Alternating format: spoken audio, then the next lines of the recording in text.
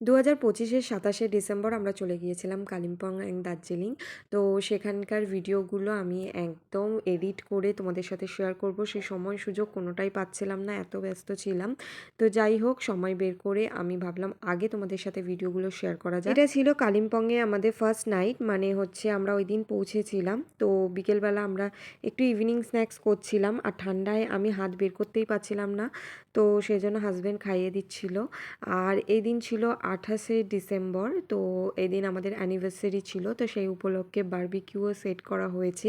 তো আমরা প্রায় অনেক রাত পর্যন্ত মানে এখানে বসেছিলাম, আর আমরা আমাদের অ্যানিভার্সারি সেলিব্রেট করছিলাম with barbecue and with our friends.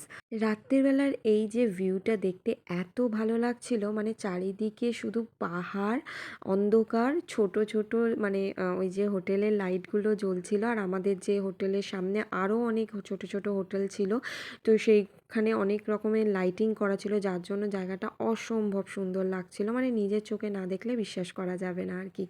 তো আমাদের দার্জিলিংয়ের থেকে কিন্তু কালিম্পংটাই বেশি ভালো লেগেছে।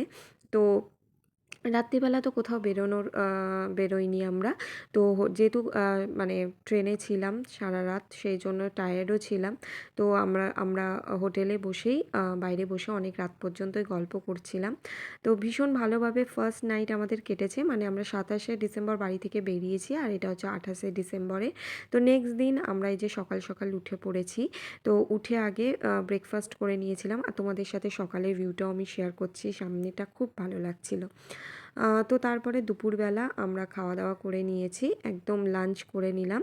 তো লাঞ্চটা এমন ছিল যেন মনে হচ্ছে বাড়িতে বসে খাচ্ছি, বাড়ির খাবার খাচ্ছি আর কি। এত সুন্দর আপ্যায়ন করেছে আমাদেরকে, কি বলবো। তো আমরা যেই হোটেলে ছিলাম কালিম্পংয়ে, সেই হোটেলের নাম হচ্ছে আলাস্কা হেরিটেজ, এটা ছিল ফ্রিকলগাঁওয়ে। তো এই যে খাওয়া দাওয়া করে আমরা আবার রেডি হয়ে সাইট সিনে বেরিয়ে পড়েছি। তো এরপরে ছোট ছোট আরও অনেক মিনি ব্লগ তোমাদের সাথে আমি শেয়ার করব আমাদের এই ট্যুরের। সবাই ভালো থেকো, টাটা।